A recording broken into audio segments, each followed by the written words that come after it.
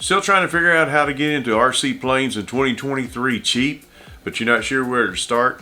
In this video, I'll guide you through the options and help you choose the best gear without spending a lot of money.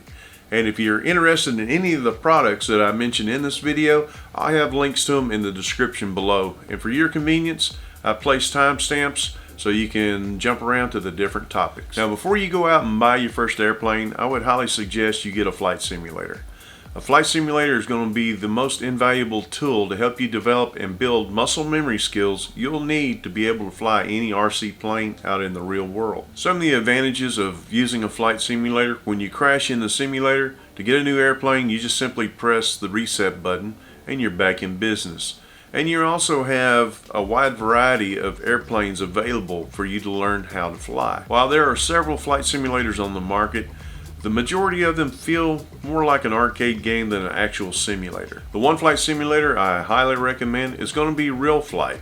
Real Flight has done a great job to ensure that the flight characteristics of the simulated aircraft match the same flight characteristics of the real world model. This way, whatever model you're flying in the simulator, if you go out and buy that and try to fly it, it's going to be very similar to what you experienced in the sim, so it's going to be more natural that way. Real Flight comes in at $199.99 for the full package. It includes the DVD with over 160 different aircraft maps and scenarios on it, as well as the simulated transmitter that you plug into your computer. Real Flight will save you a lot of money in the short term as compared to trying to replace all the airplanes that you're going to crash during the learning process. If you'd like to know more about Real Flight, check out my review of Real Flight 9.5 up in the card above. For a beginner, the best airplane is going to be a Ready to Fly or a Ready to Fly Basic with Safe. Both come with the plane and transmitter in the box. The only real difference between Ready to Fly and Ready to Fly Basic: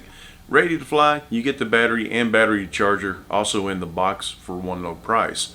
With Ready to Fly Basic, you have to purchase a battery and charger separately, which is not a bad idea because you get to choose your battery as well as pick your own charger and not get stuck with what comes in the box. The one dominating force behind the Ready to Fly market has been Horizon Hobby and the development of the Safe Select and AS3X stabilization technology. Think of this technology as training wheels for your airplane. There are three modes to Safe Select. You got beginner, intermediate, and expert. In the first two modes, you got the assistance from Safe to keep your flight smooth and stable. In expert mode, Safe is turned off and you have full control over your aircraft, so you can fly it however you want to. And if you do get into trouble, regardless of which mode you're in, you have a panic button that will level off the wings and put it in a straight flat path so that you can regain control over the airplane once again and go back to flying. Here are my 4 beginner airplanes ranked from the highest to the lowest in upfront cost. In fourth place, it's going to be the Apprentice S2 1.5 meter Ready to Fly Basic with Safe. The Apprentice has a 59-inch wingspan, which makes it best suited for a large field or a club flying field. This plane is well built and takes a lot of abuse out of the new pilot. And it's so impressive that it's become the official trainer of the Academy of Model Aeronautics, or AMA, and many clubs across the United States. But at $329.99, this is the most expensive airplane on my list, and when you factor in the cost of batteries and a charger, this could be very well above a lot of new pilots' budget. In third place is going to be the Apprentice S2 1.2 meter Ready to Fly Basic with Safe. This is going to be the smaller brother to the 1.5 meter Apprentice, as it only has 47-inch wingspan. It's built just as tough as its bigger brother, but the price is a little bit lower at $259.99. But there again, when you factor in the cost for the batteries and charger, it could also be a little bit more than a new beginner's budget. In second place is going to be the one plane that's quickly becoming my favorite trainer. It's the AeroScout S2 1.1 meter Ready to Fly Basic with Safe. With its 43-inch wingspan, it is best suited for a large field or a club flying field as well. One of the great features about this airplane is its oversized tires. So if you fly off of grass flying fields like I do, it makes taking off and landing a breeze. Coming in at $199.99, this makes the AeroScout a little more affordable than the previous two on the list, Even when you factor in extra batteries and a charger, you're still getting a lot more bang for your buck. In first place, the best airplane for a beginner limited on funds and space to fly is going to be the Sport Cub S2 ready to fly with safe. Just like the other airplanes in this list, the Sport Cub is built just as tough, comes with 4 full channels, but only has a 24-inch wingspan, so it makes it well suited to fly in your backyard, your front yard, or in a small park somewhere. And being that it's a ready to fly model, everything's included in the box: the plane, transmitter, battery, and battery charger. Coming in at $159.99, this is going to be the most inexpensive and budget friendly airplane on my list. Even if you factored in buying more batteries for this airplane, you can get a 3-pack of the 1S LiPo batteries for about $12.83. For just starting out, this is going to be a great value for a lot less money. As I had mentioned previously, all of the ready to fly packages come with a basic 4-channel Spektrum transmitter in the box, which is fine if you're wanting to test the waters to see if you really want to stay in the hobby without spending a lot of money.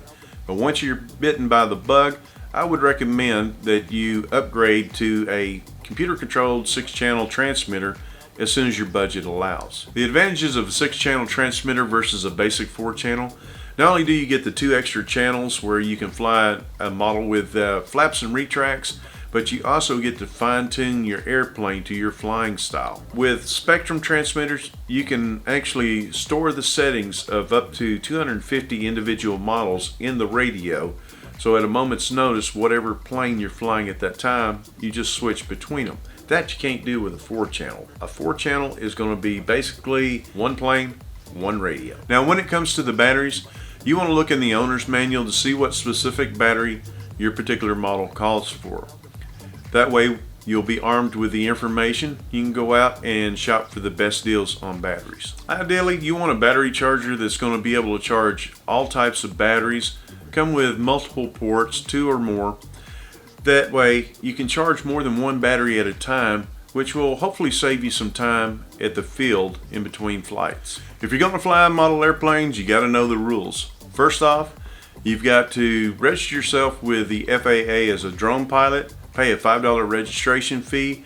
That is good for 3 years, and then you got to take the trust test, which stands for the Recreational UAS Safety Test. This is a 23-question test over aeronautical knowledge and safety.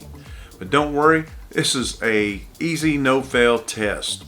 And if you want more information, see the links in the description below. The FAA also requires standard remote ID broadcast modules on all model aircraft manufactured after September 16th of 2022. And if you have an aircraft that is manufactured before that date, you're going to have to purchase a remote ID broadcast module and attach to that model that you can use on however many models you have to fly in order to be in compliance. If your aircraft cannot be equipped with it, then you'll be limited to flying at what's called a Federally Recognized Identification Area, or FRIA. And last but not least, the pilot must use the safety guidelines of an FAA approved community-based organization, or CBO. While that may seem like a lot to take in and you might be rethinking this whole airplane thingy, stay with me for a minute. You can still fly and be in compliance with the remote ID rule by simply joining a model RC club. All RC clubs already follow the safety guidelines of the Academy of Model Aeronautics, which was the first FAA recognized community-based organization. And when the FAA finally begins designating RC flying fields as federally recognized identification areas, or FRIAs, you won't have to worry about connecting any remote ID equipment to your aircraft. Let's say you're not interested in joining any RC club and you just want to fly in your backyard or at the local park. Unfortunately, you're still going to have to comply with the remote ID rule. If you choose not to and you get caught, the FAA is going to levy heavy fines against you to serve as a deterrent for anybody else not wanting to comply with the rules.